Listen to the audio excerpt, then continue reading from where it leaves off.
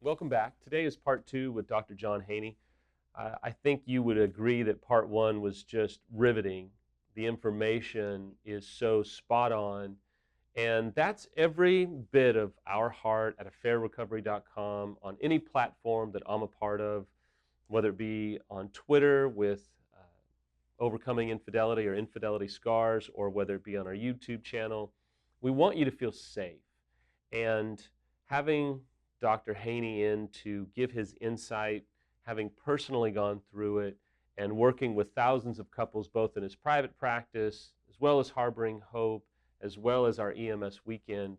I'm sure that today will be more of the same of what we've talked about, because when we are able to have experts like this in the studio, I'm going to ask them the tough questions, because I know what it's like to be out there in the viewing audience lost looking for concrete answers. So today you're going to get more expertise and ultimately more healing. You know, last time was so good because I talked to so many men who said, and even some women who said, you know, someone finally put into words what I have been feeling, whether it be the comparison with the frustration, you know, the wall from the unfaithful female, seemingly like they're just not engaged. I mean, so many people were like, yes, that's what I was feeling.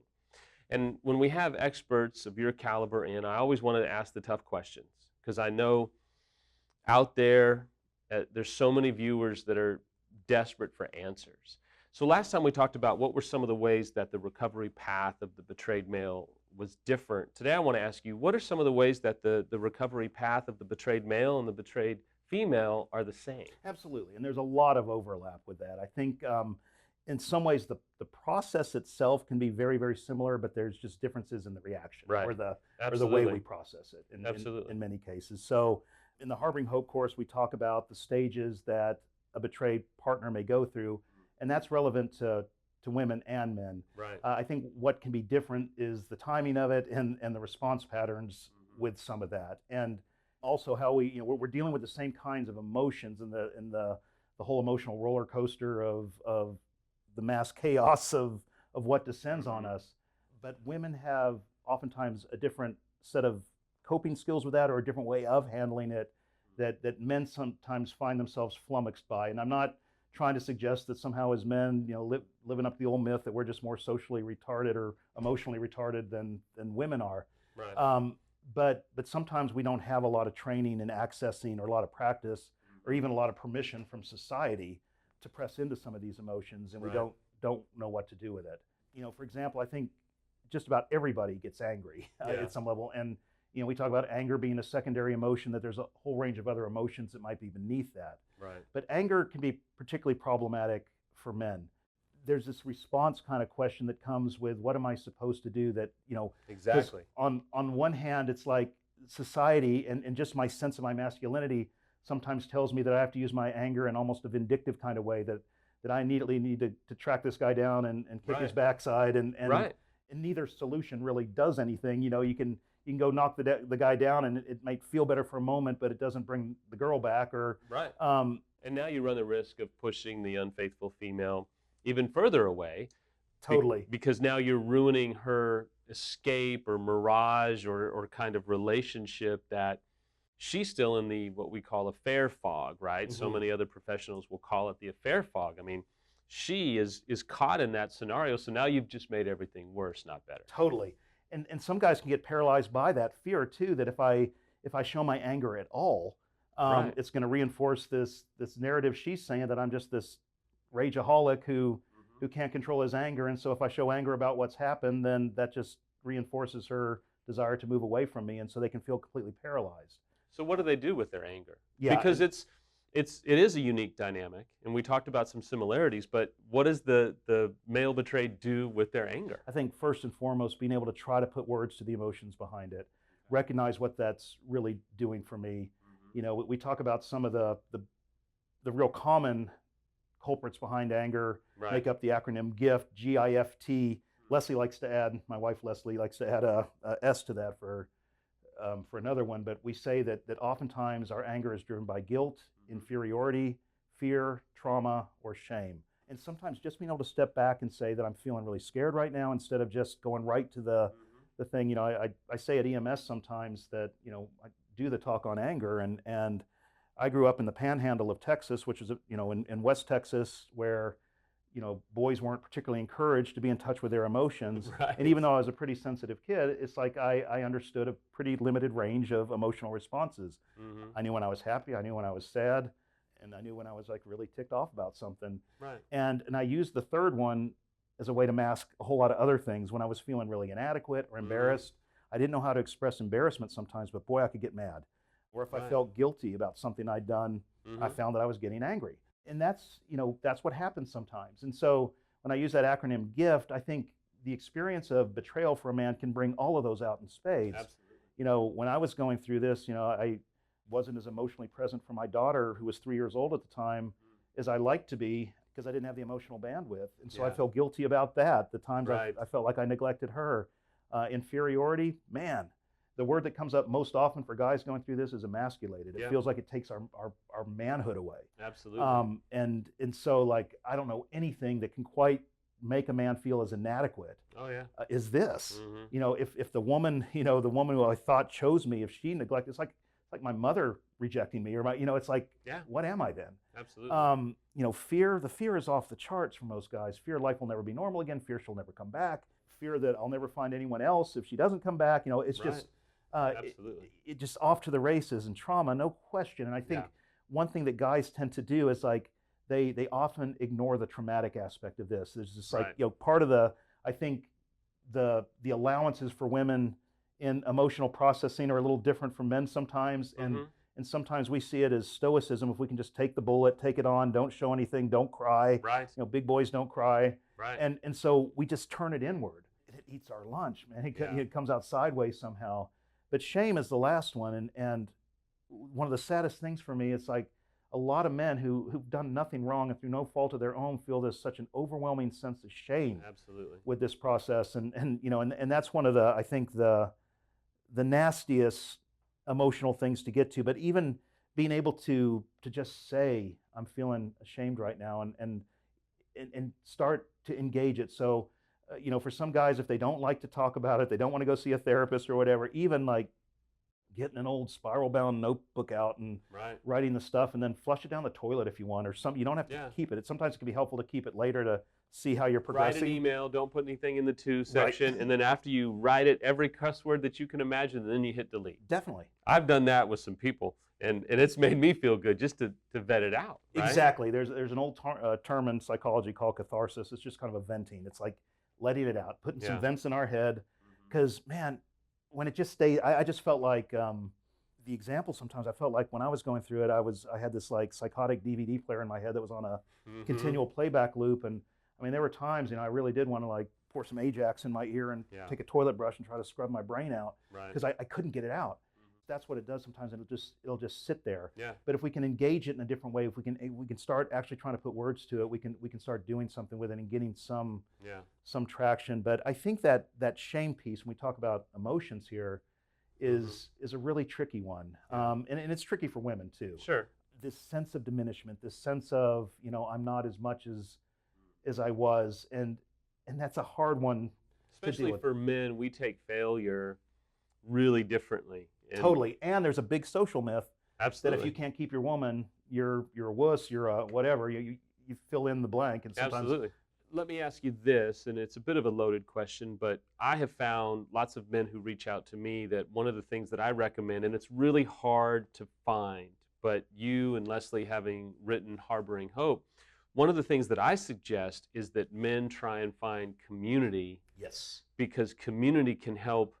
I mean, it minimizes shame. It kind of normalizes things, right? I mean, would you agree, even though it's hard, because it's hard enough for men to kind of search out community? No doubt. I mean, and I appreciate you saying that, because I think under the best of circumstances, men notoriously struggle with finding friends and like opening up and those kinds of things. And again, it's not because we're not capable. We're not encouraged to do it. There's not a whole lot of social avenues to do it. And particularly with something as personal as this, it can feel like there's no way I'm going to find anyone like this. But I think most guys would be absolutely amazed how many guys are in their predicament, but no one's talking about it. And that's the tragedy. The guys are all around you, Right. but no one's talking about it. And we talk about the similarities and the differences. I think one thing that's particularly painful to men, sometimes the social assumption that infidelity is a male phenomenon, that men are the perpetrators and women are the victims, Right. that hits men all the time. And so, not only do I find myself not recognized or my needs being addressed, but like seemingly everything on the market is for women, and Yeah. and just makes the assumption if there was a cheater, it was the dude. Yeah.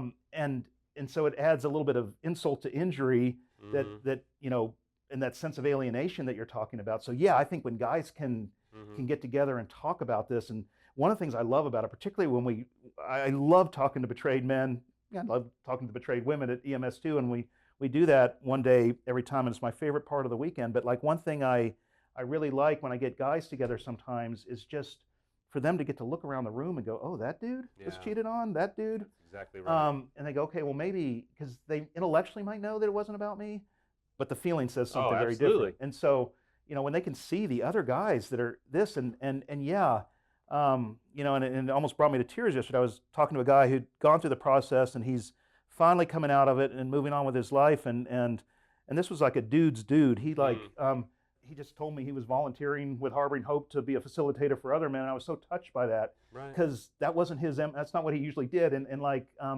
But he took his pain and he was trying to give it back to some other guys, and Right. finding those resources like that, the guys who are willing to talk about it. I'm thinking of, a mentor who comes back to EMS. He doesn't have to, Right. but sometimes he comes even when he's not the mentor couple that week, and he comes back just to talk to the guys, So good. because he felt that isolation, that alien, and absolutely. he wants to get back. So yeah, man, Samuel, I can't stress that enough. It's like it's hard to find that community, but it's there. And it's life changing Yes. when you can look into another guy's eyes and be like, wow. I, it's the same dynamic that I felt when I went to a far more primitive EMS 14 years ago. That was And primitive at the time. and I looked into other guys' eyes and were like, whoa, you're not judging me. I'm not judging you. I feel bad for you. You feel bad for me. Our wives hate us, and we don't really have lots of friends right now. Right. And, for me, that comes from faith. God has put you here. I remember one day I said, would you like to be friends? And it was probably one of the most humbling moments in my relationship kind of life to say, hey, like, I'm 30 something years old saying, hey, you want to be friends? Yeah. But it was such a touching moment No because doubt. that guy and I are still friends 15 years later. And that's what I was going to say. One of the things when I see guys who do reach out or are reached out to, and they're willing to let someone else in, that's often the outcome. And sometimes they Yeah. become like friends for life. And Right. and there's a kind of bond. It's almost like guys who've been through combat together. It's Exactly. like they just have an understanding, and they have this camaraderie Yeah. that exists because of their shared experience. And it ends up being something that was really painful can be a catalyst Right. for something that was very good, but it's a crappy way to get there. So I want to shift gears because I want to talk to the unfaithful female. Mm-hmm. If you were to lay out some things for them to do, maybe they're trying that, as an unfaithful male, you can look at the betrayed female and go, I don't know what I'm doing. Thank God for, a course, an EMS weekend, an expert therapist, great. But I think the unfaithful female also goes, I don't know, Samuel, what do I do with him? I don't know how to help him. They're now engaging. They're trying to make the restart, if you will. Mm-hmm. They're trying to, and maybe they're encountering this betrayed male who's, man, he's trying to work through it all. He doesn't know how to resolve it. What are maybe 2 or 3 things that an unfaithful female can do to help the betrayed male? Well, first of all, give him space, and let him. I think that's really, really important, and in a way that he will appreciate. But I think just affirming, because sometimes, and I know this works in when the unfaithful is male or female, that tendency to just go back to pretend normal. Ooh, Right. glad that's over.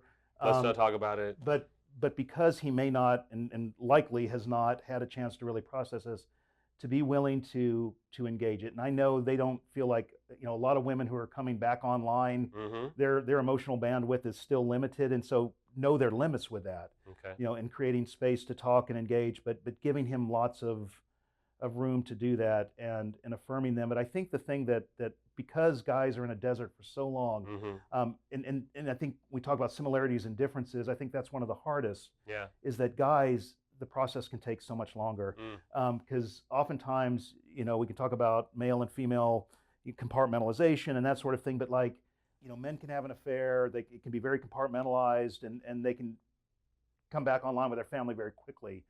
For the woman who's emotionally disengaged and is trying to come back, even when she wants to come back, the the re-engagement can be as slow as molasses. I think for guys watching their wives coming back to them, I think it's a lot like going out in the backyard and trying to watch the oak tree grow.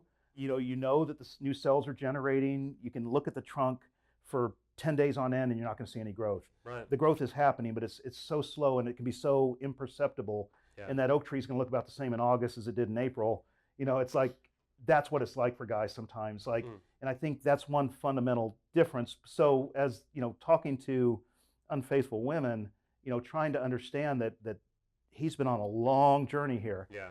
And a journey where he hasn't had a lot of space all the time to kind of deal with his stuff. Okay. Giving him some time to really engage all that. But with that, I think one of the critical variables is just showing remorse finally. And not in a way to damn them or shame them or anything like that, Right. I'm a bad person because of what I did. I'm not interested in that at all. Because I want the woman to come back and see her sanctity again and her worth and all of that, and not let this define her. It's one of the things guys are so often starving for, is just some semblance, some crumb of compassion that, right. I can't believe I hurt you that way and I'm so sorry. They're starving for that so often, because so often it's just like, sucks for you, I mean. Right. And I think there comes this point of confusion, right, where the Rick calls it fortune telling, where the husband is like, well, you're just doing this and you're just doing, or you're going to do all this and you're going to, and it's kind of like, wait a minute. I mean, they're 1,000 miles apart and they're not sure how to re-engage. Maybe she's trying and it's not working. So then she gets frustrated and goes, see, you're never happy. And we're off to the races again. So for that, unfaithful female, does she then, just continue to press in, but yet give him space? Or does she wait for him to pursue her? You bet. And I think, in general, kind of letting him be the drawbridge keeper on that, because I think, we often do this push-pull kind of thing where Right. on the one hand, we want our wife to hug us, we want them to kiss all over us and tell us how special we are. But if it catches on a bad day where we're being triggered, them touching us is probably the last thing we want. Or Right. And then a lot of women work that way too, by the way. That's Sure. a big crossover. But just being attentive to on any given day where they are emotionally, what the context of the day has been, their reaction may be very different in terms of what they need, and just kind of letting them define what the need is right now. Right. And Samantha and I did some things and it was really awkward, but I think you are normalizing it. As there's a point where it's kind of like totally okay to say, can I give you a hug? Absolutely. Can I hold your hand? I love the permission thing on that, and then if they say, I don't know, it's like, just even being able to ask sometimes, well, is there anything I could give you right now? Or and just letting them try to define it if they can't. And if they can't, that's great too, but because showing that willingness. That's breeding the connection, because I have found if you're disconnected, I mean, that creates the opportunity for relapse, for resentment, for bitterness. And so the more that you can be connected in your recovery, which would be, hey, can I hug you? Can I think so many times the unfaithfuls and then the betrayeds both get into, if it's going to be this hard forever, like, I don't want to do it. But it's really not going to be this hard forever, right? I mean, this is the beginning stages, like learning to drive the stick shift. So maybe speak to the fact that just because it's hard at the beginning doesn't seal the fate that your recovery is going to be so hard, that you're doomed. Fact, I think there's a tremendous amount of secondary gain that comes out of the fact that it was hard, and the struggle breeds its own kind of new intimacy, new understanding, hopefully new self-awareness. All that comes out of it. We just can't see it at the time. But yeah, sometimes, and this is where, though, I think we could apply this to any marriage, that I think most people have no idea how hard marriage is going to be when they get into it. And and so they feel cheated or they disillusioned that it wasn't supposed to be this hard. It Mm-hmm. plays into that romantic myth that once I meet Cinderella or whatever, it's going to be easy street. We're Right. going to live happily ever after. And I think just accepting the struggle that comes with that, but the more importantly, the growth that comes out of that struggle. That's not pain for pain's sake. Okay. We're not hitting this like masochistically. We're engaging us. There's that pain demands a certain degree of friction that's inevitable. Yeah. And if this doesn't derail us, it can actually put us on a much better track. It's just getting there and holding to it. I always love the Winston Churchill quote: "When you find yourself in hell, keep walking." Right. You don't necessarily see the exit even, but just keeping some kind of forward movement. But progress, not perfection. Absolutely, I love that. And as we're comparing men and women too, I think one thing that's absolutely the same for both is the need to grieve, and grieve the many layers of the loss that comes with it. I think there too, though, it's like men often don't know how to grieve. Exactly right. Or they're not encouraged to grieve. I mean, at funerals, guys will still feel guilty if they get choked up and actually make a noise in public or shed a tear in public. Right. And we talk about this being such an isolating form of grief. You have to go to work and perform on the A level while your inner world's blowing up, but at the same time, you don't want anyone else to see what you're feeling, or even if they do see what you're feeling, they don't understand it and they don't know how to respond to it, and you're not given bereavement leave or anything. You just have to face it, and so it can be like just a walking hell. But making sure there's space to engage that grief somehow, and again, all the little sub layers of it, and that layer of what I thought I was going to have, the dream I thought it was going to be when I married this woman that I love so much, and how do I take that now and take what happened and turn it into the new story of our lives. It takes some time. Okay. One of the dynamics too, as men, as you alluded to, they feel so embarrassed and shame, and they want to get their masculinity back. Do you find that men feel like they need to go out and have a revenge affair, or they need to go out and try and feel affirmed elsewhere? I mean, you bet. speak to that. I'm glad you bring that up, because I think that's, when we talk about the identity wound on this, that if it does, and it usually does at some level, impact our sense of ourselves, our masculinity, our worth, all of that. Yeah, for guys, there's often a strong compensatory urge with that. And for a lot of guys, it can be that, cure the hangover with the hair of the dog that bit you kind of thing, where Right. that if a woman caused the wound, a woman's going to heal the wound. And yes, a lot of guys will they'll see it as a way to get their mojo back, their power back. Some guys do it vindictively, that this is the only, they don't even really want to have a affair per se, but it's the only way she's going to understand what this feels like, and that's what drives a lot of women to it too. But but for guys, there's often this sort of this aspect of getting my sense of power or mastery back with this, that psychologically, and we could do a whole session just on this topic, but it's often said that we as men eroticize our wounds, that we often look for a sexual solution to our pain. Really? And that can start very early on in our lives, but we train ourselves, through self-soothing kinds of things, and how we use pornography and things like that. It's the narcotic effect of it that we're so often drawn to, because it makes us feel powerful, it makes us feel in control, it makes the stress of the world go away for a little while, even though it comes back with a vengeance. But we'll use it that way, and we often use feminine relations that way, or even feminine attention, even if we're not crossing any kind of sexual line. And I try to, even guys I feel like are not susceptible or don't think they're susceptible to this, to really watch out for that. Even if they think they're maintaining their boundaries, if you've got a wife who's suddenly just cold and rigid and all that, kind, nurturing words from an attractive woman can feel like crack cocaine. Absolutely. It's just like it's right what we're missing so much there, and that's so much what we're looking for, that if we even get a taste of it, sometimes we're off to the races. So let me ask you this, because so many people ask me this. I'm not going to tee it up too much for you. I just want you to run with it, because you see this probably every week. And I'm going to ask you in a very heartfelt way, and you run with it, because so many men think, I'm just going to have an affair and I'm going to show her, but it really does not help. Right. No, it doesn't. And I always say that I've never seen anything that's done vindictively or in the interest of revenge ever playing out well, and sometimes Mhm. it ends spectacularly poorly, Right. and horrifically. Right. You know, STDs, yeah, yes, pregnancies. exactly. I mean, and that's a really sad one when a guy has a revenge affair to just kind of show her what it feels like, and then the other woman gets pregnant, or Right. and their life is just endlessly complicated from then on because of this one Mhm. moment of pain and what they did in that pain. And they haven't made it better. They've actually compounded the collateral damage, Yes, right? and in some cases violated their own moral code or who they thought they were as men to stoop to that level or whatever.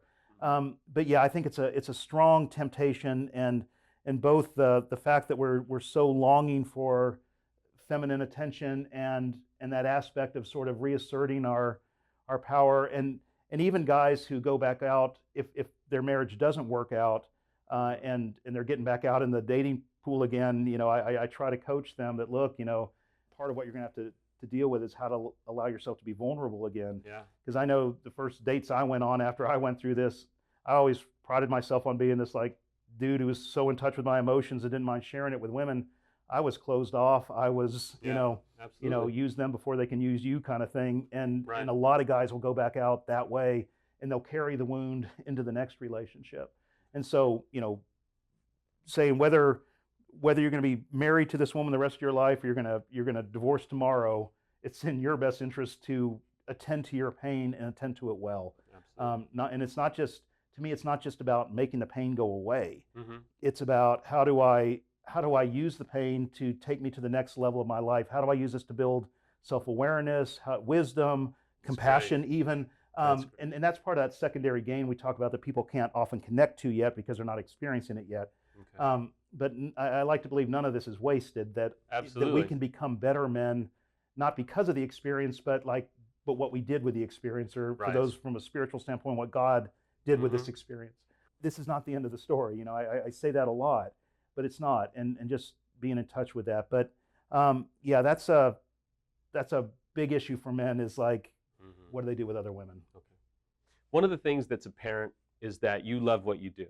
I mean, I see you and Leslie at the EMS weekend care for people, grieve, cry, hold them in their pain. I mean, you have to love people to do this. And I have been in some of the most recent video blogs talking about how, the loudest voices are not always the healed voices, Right, I love that. especially for the betrayed male who feels like they've been airlifted to an island in the middle of Afghanistan with bullets and bombs and everything.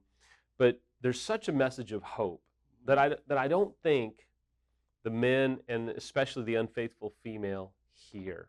So I just want to ask that you take a couple of minutes and maybe encourage them from someone besides me. They get tired of me, but I've brought you in because you're a true expert. You see this every day, and you get to see people start with you and end with you, and more times than not end healed Yes. and whole, right? Yes. So take a couple minutes. I mean, if you were to tell the man or the woman that's in undeniable, almost inexplainable pain and hurt, what would you say to them?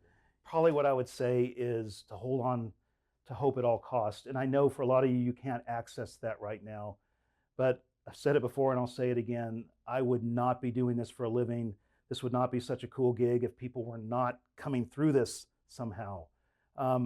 There is life on the other side of this. And it's not just some bandaged up, diminished version of the old life. I think the words I would most want to impart, or the idea is, this isn't just surviving the train wreck. This isn't just going through the physical therapy where I can walk with a limp now. This is about transcending the experience and getting me back. I think probably the biggest thing I'm most interested in is the whole identity piece of this. We see how this experience can so diminish a man or a woman's sense of themselves. But to me, the real healing is not just about stabilizing the marriage or any of that. It's, yeah, we need to do that if we're going to stay married. But what do I let this do in terms of building me, my sense of me, and my identity? And the great thing is, we can be better after this than we were before. As Samuel was talking about me loving my job and loving the men and women I work with, I do. But one of the funny things that came out of all of this is my capacity to love others actually expanded because of this, not diminished. and that's a strange thing with what can happen with pain sometimes. If we do something with it, I used to be way more judgmental, and I still have things I have to struggle with. But my ability to love others and my wisdom and my compassion, all of that actually grew out of this, not the other way around. It didn't make me bitter or jaded, which is definitely an outcome that can happen if we don't do something with the emotions. But I would just say to all of you who are listening today, this is about you. This is about getting you back. And sometimes it's a little bit further down the road in the journey than maybe some of you are right now. But that's what I'm most excited about, and most excited for all of you, is like the new man, the new woman, and hopefully the new marriage that's going to come out of this. We're not trying to just resurrect the dead here and make it go back to the way it was. This is about something entirely new being born in our lives, in our marital lives, in our family lives, and most importantly, I think with that, in my own ability to love me, even when this experience made me feel very unlovable.